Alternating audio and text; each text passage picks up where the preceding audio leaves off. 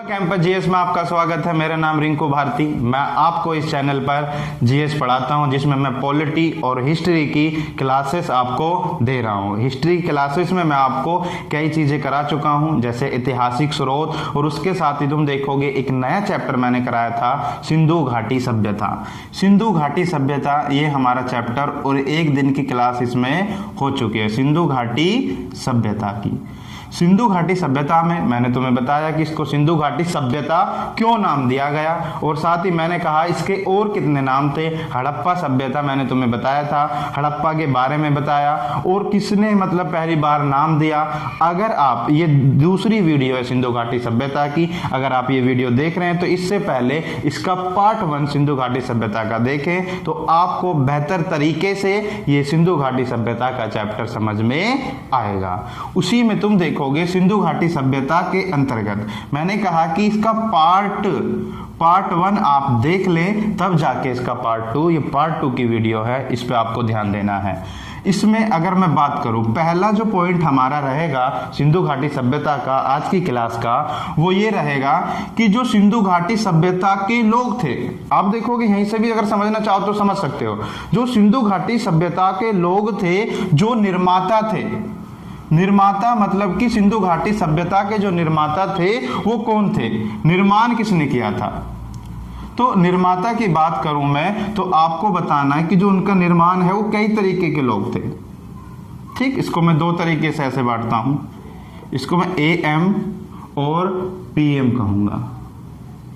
Am और PM, ध्यान देने वाली बात इसमें यह है कि जो सिंधु घाटी सभ्यता के लोगों का मतलब कि वहां पे किस तरीके के लोग रहते थे, और उनके कंकालों के आधार पर, कंकालों के सर्वेक्षण के आधार पर, कंकालों के सर्वेक्षण के आधार पर वहां के लोग कैसे थे। तो तुम्हें बताना है कि वहां के लोग मिश्रित थे, कोई एक लोग नहीं थे, अलग अलग तरीकों के मतलब वहां पर कंकाल पाए गए हैं, उनको उन्होंने अलग अलग नाम दिया गया। तो 4 नाम आपको मैं बता रहा हूं, एक तुम देखोगे एएम, एक को मैंने क्या कि एएम, और एक को क्या मैंने पीएम। अगर आप देखोगे वहां पर जो लोग थे, एक थे अल्पाइन लोग, अल्पाइन कंकाल पाए गए। दूसरा तुम देखोगे मंगलोइड लोग। तीसरा तुम देखोगे प्रोटो ऑस्ट्रेलॉइड।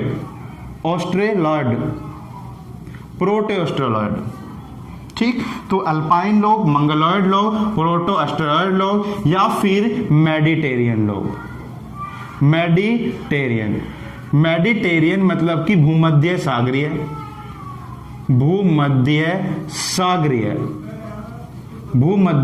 सागरीय लोग।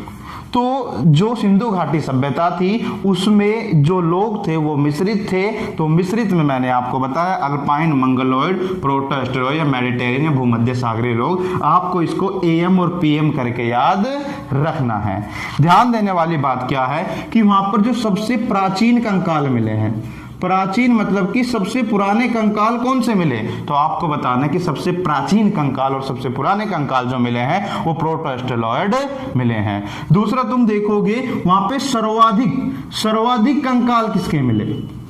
अगर सर्वाधिक कंकाल की बात करें कि सर्वाधिक कंकाल किसके मिले हैं, तो तुम्हें बताना है कि सर्वाधिक कंकाल भूमध्य सागरीय लोगों के मिले हैं। सबसे प्राचीन कंकाल प्रोटो ऑस्ट्रेलॉइड, उसके बाद सर्वाधिक कंकाल जो पाए गए हैं वो तुम्हें बताना है मेडिटेरियन लोगों के पाए गए हैं। ऐसा भी क्वेश्चन पूछा गया एक बार कि मोहनजोदड़ो में या मोहनजोदाड़ो में जो वहां का शहर था, सिंधु घाटी सभ्यता का एक शहर था मोहनजोदाड़ो, तो मोहनजोदाड़ो के अंदर सर्वाधिक कंकाल कौन से पाए गए। तो मोहनजोदाड़ो के अंदर सर्वाधिक कंकाल जो पाए गए हैं वो मेडिटेरियन लोगों के पाए गए हैं, भूमध्य सागरीय लोगों के पाए गए हैं। या तो पूरी आईवीसी के अंदर, पूरी सिंधु घाटी सभ्यता के अंदर जो कंकाल पाए गए हैं सर्वाधिक वो मेडिटेरियन ही थे। उसके बाद मोहनजोदड़ो में पूछे तब भी आपको बताना है कि वो मेडिटेरियन ही लोग थे। लेकिन प्राचीन की बात करें तो प्रोटो ऑस्ट्रेलॉइड तुमको याद रखना करना है। मैंने कहा कि कंकालों के सर्वेक्षण के आधार पर जो सिंधु घाटी सभ्यता के लोग थे वो 4 तरीकों के थे, यानी मिश्रित थे। ठीक, आपको ये चीजें याद रखनी है। ठीक, मैं इसे रफ कर देता हूं, आगे चलता हूं आगे पॉइंट पर। तो इससे पहले आप पार्ट 1 को देखें तो आपको बेहतरी होगी सिंधु घाटी सभ्यता को समझने में। और मैं वादा करता हूं कि आप इससे संबंधित हिस्ट्री में अगर कोई क्वेश्चन आता है तो उसे आप बहुत बेहतरी और आसान तरीके से कर सकते हो। आपको बिल्कुल माइंड को फ्री रख के पढ़ना है, कोई स्ट्रेस नहीं लेना है। ध्यान से अगर आप सुनते जाओगे तो सारी चीजें तुम्हारे याद होती रहेंगी। ठीक, ध्यान से। अब मैंने कहा कि जो सिंधु घाटी सभ्यता है, सिंधु घाटी सभ्यता, मैंने इसको समझाया पहली वीडियो में सारी चीजें। तो सिंधु घाटी सभ्यता जो थी वहां बात आती है क्या, वहां के जो लोग थे, जो वहां के लोग थे क्या वो शिक्षित थे? सिंधु घाटी सभ्यता के जो लोग थे क्या वो शिक्षित थे? तो बिल्कुल तुम कहोगे कि सिंधु घाटी सभ्यता के लोग शिक्षित थे। पूछा गया कि सिंधु घाटी सभ्यता के लोग क्या शिक्षित थे, तो आप कहोगे कि सिंधु घाटी सभ्यता के लोग शिक्षित थे। हां, वो शिक्षित थे। पता कैसे चला? कैसे पता चला कि वो लोग शिक्षित थे? कैसे पता चला, ये क्वेश्चन तुम्हें बनाते चलना है। तो कैसे पता चला कि वहां के, तो तुम्हें बताना है कि वहां पर मोहरे पाई गई हैं। मोहरे बहुत इंपॉर्टेंट शब्द है, मोहरे। कि सिंधु घाटी सभ्यता के यहाँ पर जो सभ्यता थी वहां पर मोहरे प्राप्त हुई हैं पुरातत्व में या उत्खनन के अंतर्गत। मोहरे या फिर इन्हें कह सकते हो सिक्के, सिक्के प्राप्त हुए हैं, मोहरे प्राप्त हुई हैं। और मैंने आपको बताया उन मोहरों पर लिपि पाई गई है। लिपि यानी भाषा, जहां से जन्म होता है भाषा का, उसे लिपि कहते हैं। तो जो लिपि है, तो यहां पर लिपि पाई गई, इनकी अपनी एक लिपि थी, इनकी एक अपनी भाषा थी। तो इससे पता चलता है ये संभवतः शिक्षित लोग थे। बात करें अगर मोहरों की, सबसे पहली बात मोहरों की मैंने तुम्हें बताया था, जब आप देखोगे सिंधु घाटी सभ्यता का चैप्टर या फिर हिस्ट्री में, मैंने इसमें बताया है कि जो सिक्कों का अध्ययन होता है, सिक्कों के अध्ययन को न्यूमैथमेटिक्स या मुद्रा शास्त्र कहते हैं। ये पहले ही मैं आपको बता चुका हूं, लेकिन यहां बताना है कि मोहरे जो होती थी वो मोहरे किसकी बनती थी? सिंधु घाटी सभ्यता में मोहरे किसकी बनती थी? ध्यान देने वाली बात है बहुत। तो तुम्हें बताना है किसकी बनी होती थी, तो आपको बताना है कि ये जो बनी होती थी ये सैल घड़ी की बनी होती थी। सैल घड़ी, अधिकतर मोहरे सैल घड़ी की पाई गई हैं। और सैल घड़ी ना मिले तो आपको बताना है चीनी मिट्टी। और भी तरीकों से बनाई जाती थी, मतलब ये मोहरे, लेकिन सर्वाधिक जो मोहरे बनाई जाती थी वहां पर वो सैल घड़ी की बनाई जाती थी या फिर चीनी मिट्टी की बनाई जाती थी। एक तो ये कि किसकी बनाई जाती थी, एक ये कि जो वहां की मोहरे थी उनका आकार कैसा था। ये भी बहुत इंपॉर्टेंट है और ये भी क्वेश्चन आया है कि जो सिंधु घाटी सभ्यता थी वहां के सिक्कों का आकार कैसा था। तो मैं यहां भी यही बात कहूंगा कि सर्वाधिक जो वहां सिक्के पाए गए हैं वो वर्गाकार थे, वर्गाकार थे, या फिर कह सकते हो वो चकोर थे। मैंने कहा सिंधु घाटी सभ्यता के अंदर जो सिक्के पाए गए, मोहरे पाए गए, वो वर्गाकार चकोर थी। सर्वाधिक जो पाए गए मैं उनकी बात करता हूं, लेकिन यहां पर कुछ बेलनाकार, गोलाकार, ठीक, घनाकार, ऐसे सिक्के भी पाए गए हैं। लेकिन आपसे पूछेगा कि सर्वाधिक सिक्के किसके पाए गए, मतलब किस आकार के पाए गए, तो आपको बताना है वर्गाकार या फिर चकोर आकार के पाए गए। सैल घड़ी के ये बने होते थे। बात करूं, मैंने कहा कि उस पर क्या पाई गई थी, लिपि। तो लिपि से पता चलता है कि वो क्या थे, शिक्षित थे। लेकिन वहां की जो मोहरे थी वो कैसी थी, मोहरे थी वो कैसी थी, तो तुम्हें बताना है उनकी जो मोहरे थी वो चित्रात्मक थी। चित्रात्मक, चित्रात्मक मोहरे पाई गई हैं। उनके सिक्कों पर चित्र बने होते थे। देखोगे नरसिम्हा का चित्र पाया गया है, माता देवी का चित्र पाया गया है, तुम देखोगे पशुपति का चित्र पाया गया है। तो मोहरों पर ही चित्र बने होते थे। इसलिए मैं कह रहा हूं कि उनकी जो मोहरे थी वो चित्रात्मक थी। मैंने कहा किसकी बनी? शैलगढ़ की आकार वर्गाकार चौकोर लेकिन बेलनाकार गोलाकार या घनाकार वाले भी सिक्के पाए गए। उनकी जो लिपि मतलब उनकी जो मोहरे थी वो कैसी थी? वो चित्रात्मक थी। और स्वरूप कैसा था? स्वरूप कैसा था? उन मोहरों का स्वरूप आपको याद रखना है, ये भी बहुत इंपॉर्टेंट है। एक क्वेश्चन पूछा गया है कि सिंधु घाटी सभ्यता के अंदर, आईवीसी के अंदर, हड़प्पा सभ्यता के अंदर जो मोहरे पाई गई उनका स्वरूप कैसा था? तो तुम्हें बताना है बैस्ट्रोफेडन। बैस्ट्रोफेडन जो स्वरूप था, अगर देखोगे इंग्लिश में पूछे तो ये पूछेगा बैस्ट्रोफेडन, या फिर तुम देखोगे इसको सर्पिलाकार या गोमूत्रिका भी कहा गया है। तो मैंने कहा स्वरूप कैसा था? सर्पिलाकार था। इस तरीके से सर्पिलाकार आकार में बनी होती थी मोहरे, जो उन पे चित्र बने होते थे।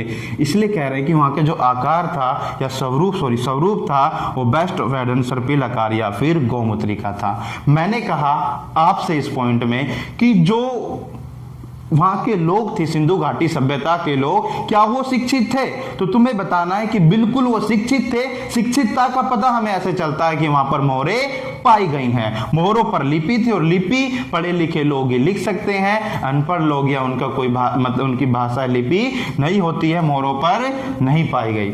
लेकिन यहाँ पर इनकी लिपि पाई गई, इसलिए कह सकते हैं संभवतः शिक्षित थे। किसकी बनी थी? शैलगढ़ की। आकार वर्गाकार चौकोर। कैसी थी? चित्रात्मक। स्वरूप कैसा था? बैस्ट्रोफेडन। ये आपको याद रखना है।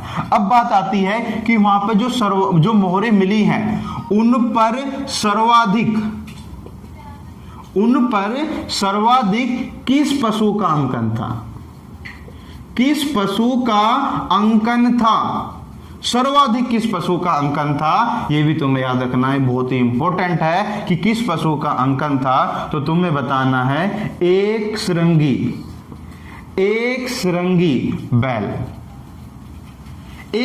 बैल, यानी एक सींग वाला बैल। श्रृंगी माने सींग।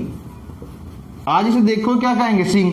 एक श्रृंगी वाला जो बैल था उसका अंकन इन मोहरों पर सर्वाधिक पाया गया है। अगर एक ये ना मिले एक श्रृंगी वाला, तो आपको बताना है कुबड़ा वाला सांड।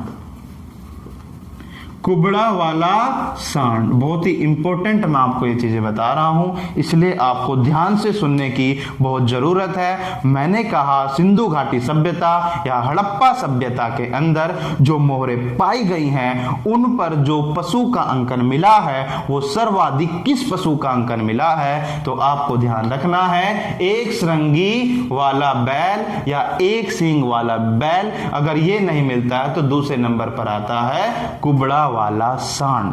तो इन दोनों पशुओं का अंकन मोहरों पर सर्वाधिक पाया गया है। ठीक, ये आपको याद रखना है। और एक क्वेश्चन और पूछेगा कि जो मोहरे पाई गई हैं उन वो सर्वाधिक कहां पाई गई हैं? मोहरे जो पाई गई हैं वो सर्वाधिक कहां पाई गई हैं? तो तुम्हें बताना है कि सर्वाधिक मोहरे मोहनजोदाड़ो में पाई गई हैं। सर्वाधिक मोहरे कहां पाई गई? मोहरे कहां पाई गई? तो तुम्हें बताना है मोहनजोदाड़ो में सिंधु घाटी सभ्यता की सबसे ज्यादा मोहरे पाई गई हैं। और जो मोहरे पाई गई हैं तुम देखोगे उसमें 400 अक्षर अभी तक हमें प्राप्त हुए हैं। आने वाले समय में अभी भी उत्खनन जारी है। जैसे जैसे खुदाई होती रहेगी, जैसे जैसे हमें खुदाई में कोई भी मृत भांड या फिर मोहरे पाई जाती हैं तो इन अक्षरों की संख्या बढ़ती चली जाएगी। मेरी जानकारी के अनुसार अभी तक 400 अक्षर पाए गए हैं, आगे इनकी बढ़ोतरी होगी 400 अक्षर से ज्यादा। और सबसे बड़ा जो शब्द पाया गया, शब्द वर्ड, सबसे बड़ा जो मतलब कि विज्ञापन पट भी तुम उसे कह सकते हो, विज्ञापन पट। विज्ञापन पट कह सकते हो। सबसे बड़ा जो शब्द मिला है बहुत इंपॉर्टेंट है, धोलावीरा। धोलावीरा के अंदर धोलावीरा, अगर आप देखोगे धोलावीरा ये एक शहर है सिंधु घाटी सभ्यता का। जब मैं आपको जो आगे की वीडियो होंगी उसमें मैं आपको सिंधु घाटी सभ्यता के सभी शहरों के बारे में बात करूंगा, जिसमें धोलावीरा की भी बात होगी। अब यहाँ ध्यान देने वाली बात केवल इतनी सी है कि इसमें 400 अक्षर पाए गए। जो सबसे बड़ा शब्द या विज्ञापन पट मिला है वो धोलावीरा गुजरात से मिला है। तो धोलावीरा गुजरात से ये सारी चीजें मैंने आपको बताई। बिल्कुल आप एक एक चीज को बड़े अच्छे से इसे सुनिए, नोट्स बनाइए। अपनी भाषा में नोट्स बनाओगे तो अच्छे से तुम उनको याद कर पाओगे। तो मैंने मोहरों से संबंधित या क्या वो लोग शिक्षित थे और इससे संबंधित सारा क्राइटेरिया मैंने इसमें कवर कर दिया है। बहुत सारे क्वेश्चन आपको इसमें से मिलेंगे। इसको मैं रफ कर देता हूं।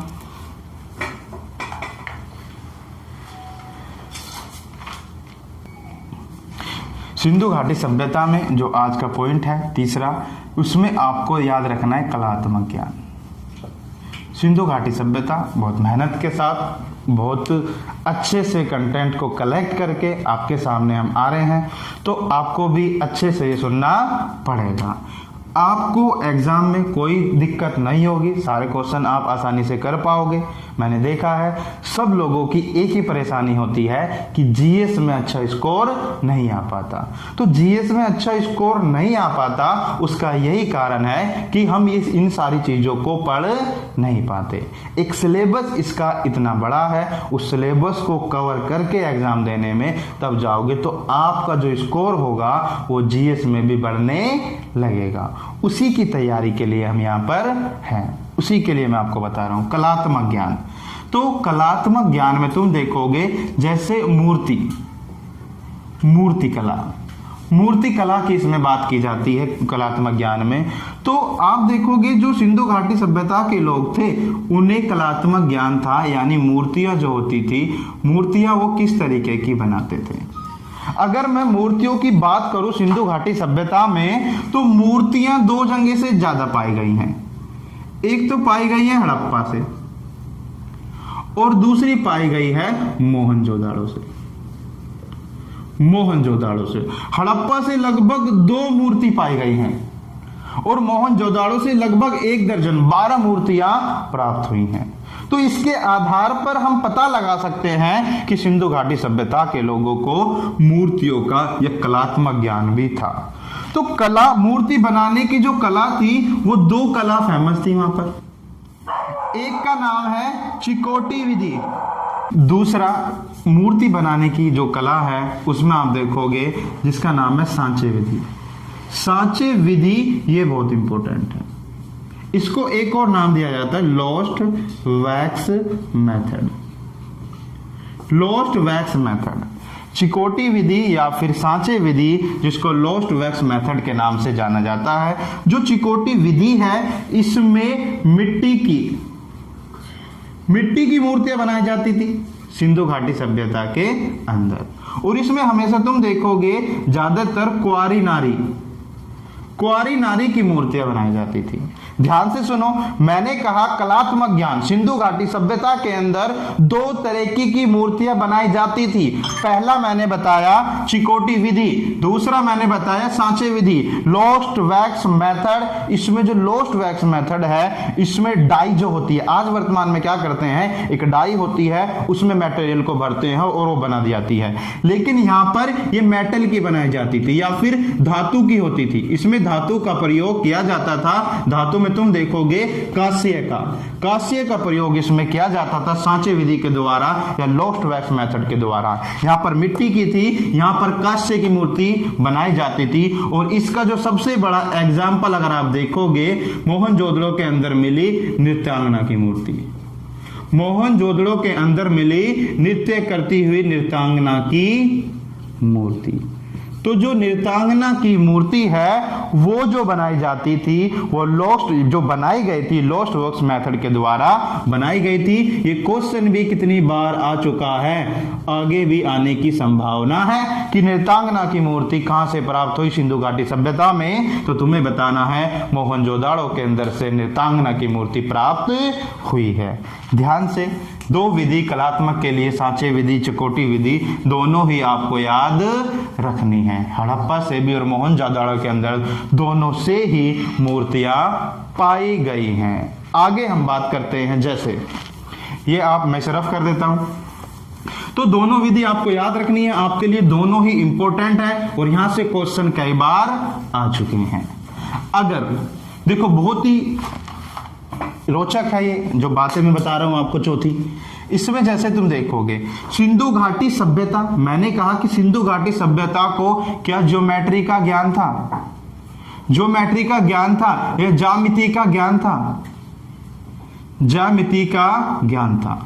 तो आप कहोगे कि बिल्कुल कि सिंधु घाटी सभ्यता के लोगों को ज्योमेट्री या ज्यामिति का ज्ञान था, क्योंकि वहां की जो सड़कें होती थी, वहां की सड़कें जो होती थी वो एक दूसरे को समकोण पर काटती थी। अगर आप देखोगे इस तरीके से वहां की सड़कें होती थी, तो एक दूसरे को जो सड़कें हैं वो अपने आप में क्या कर रही हैं, समकोण पर काटती हैं। तो इससे पता चलता है कि सिंधु घाटी सभ्यता के लोगों को ज्योमेट्री या फिर ज्यामिति का भी ज्ञान था। तो आपसे पॉइंट में पूछता है कि सिंधु घाटी सभ्यता को ज्योमेट्री या ज्यामिति का ज्ञान था, आपको लगेगा कि उस समय कैसे ज्योमेट्री का ज्ञान हो सकता है, लेकिन मैं कहता हूं कि उन्हें ज्योमेट्री का भी क्या था, ज्ञान था। समकोण पर एक दूसरे को सड़कें काटती थी और जो सड़कें ये एक दूसरे को समकोण पर काटती थी इसी को ही ग्रिड पद्धति कहते हैं। ग्रिड पद्धति आपसे पूछा जाएगा कि सिंधु घाटी सभ्यता में जो सड़कें थी वो किस पद्धति पर आधारित थी, तो तुम्हें बताना है कि वहां की जो सड़कें थी वो ग्रिड पद्धति पर आधारित थी, जो एक दूसरे को समकोण पर काटती थी। ठीक, ये भी बहुत इंपॉर्टेंट पॉइंट था, आपको याद रखना है। सिंधु घाटी सभ्यता एक बहुत बड़ा चैप्टर है, उसको आपको अच्छे से समझना होगा। मैंने आपको बहुत सारे पॉइंट इसमें बताए हैं। आगे भी एक आपको ध्यान रखना है 4 चीजों की। ये जो बेसिक पॉइंट थे मैंने आपको इसके बारे में बताए, लेकिन किसी भी समय को जानने के लिए, किसी भी समय को जानने के लिए या फिर किसी भी काल को जानने के लिए 4 चीजों की आवश्यकता होती है। 4 चीजों की आवश्यकता होती है। उनमें 4 में अगर तुम देखोगे मैं आपको बिल्कुल अच्छे से समझा रहा हूं कि क्या क्या हमें पढ़ना है, क्योंकि ये पहला चैप्टर है और पहले चैप्टर में यही 4 चीजें हमें आगे लेकर चलनी है। जैसे सबसे पहले कि हमें किसी भी काल को जानना है तो वहां का सामाजिक ज्ञान या सामाजिक ज्ञान होना चाहिए। अगर हमें सामाजिक ज्ञान है तो हम उनके बारे में जान जाएंगे। दूसरा तुम देखोगे वहां की राजनीतिक स्थिति वहां की कैसी है। तीसरा वहां की धार्मिक स्थिति कैसी है, कि किस धर्म को मानने वाले थे वहां के लोग, कैसे कैसे धर्म को मानते थे, किसकी पूजा करते थे, किस देवी देवता की पूजा करते थे, वो सब धार्मिक स्थिति के अंतर्गत आएगा। मैं आगे बताऊंगा कि जो सिंधु घाटी सभ्यता के लोग थे किस देवी देवता की पूजा करते थे, या फिर राजनीतिक स्थिति वहां की कैसी थी, या सामाजिक ज्ञान कैसा था। और एक बहुत इंपॉर्टेंट यहां पर आता है आर्थिक स्थिति, कि सिंधु घाटी सभ्यता के लोगों की आर्थिक स्थिति कैसी थी, वहां के लोग कैसा व्यवसाय करते थे, कैसी फसल करते थे, पशुपालन करते थे, अपना जीवन यापन करने के लिए वो किस तरीके से अपने जीवन को वहन करते थे, वो सारी चीजें आर्थिक स्थिति के अंतर्गत आएंगी। मैं ये नहीं कह रहा कि केवल हमें सिंधु घाटी सभ्यता में ये 4 चीजें पढ़नी है, बल्कि मैं ये कहता हूं किसी भी समय, चाहे गुप्त काल हो, चाहे मौर्य काल हो, चाहे हर्षवर्धन का काल हो, चाहे किसी का भी काल हो, उस सभी कालों को जानने के लिए, समय को जानने के लिए, वहां उसे समय को बेहतर समझने के लिए आपको ये 4 चीजों पर ध्यान देना पड़ेगा। इन 4 चीजों को समझना पड़ेगा: सामाजिक स्थिति, राजनीतिक स्थिति और धार्मिक स्थिति, और ये है आर्थिक स्थिति। इन चीजों पर आपको ध्यान देना होगा। आगे आने वाली वीडियो में हम इन सिंधु घाटी सभ्यता की इन 4 चीजों की बात करेंगे। इसमें से राजनीतिक स्थिति कोई ज्यादा खास नहीं है, क्योंकि जो सिंधु घाटी सभ्यता है एक दबी हुई सभ्यता है और ना ही उसके कोई लिखित में साक्ष्य हैं, इसलिए हम उसको ज्यादा जान नहीं सकते। केवल सिंधु घाटी सभ्यता को खुदाई के आधार पर, पुरातत्व के आधार पर, मृत भांडों के आधार पर, इनके आधारों पर ही जाना जा सकता है, सिक्कों के आधारों पर ही जाना जा सकता है। तो हम सामाजिक स्थिति, धार्मिक स्थिति, आर्थिक स्थिति, इनके बारे में विशेष रूप से आगे आने वाली वीडियो पर चर्चा करेंगे। अगर आपको हमारी ये वीडियो अच्छी लगी है तो इसको लाइक करें, और अगर आपने अभी तक अपने दोस्तों को ये वीडियो शेयर नहीं की है तो अपने दोस्तों को शेयर करें, और जिसने भी अभी तक हमारा चैनल सब्सक्राइब नहीं किया है तो हमारे चैनल को सब्सक्राइब करें। आज के लिए इतना ही। Thank you so much for join with me.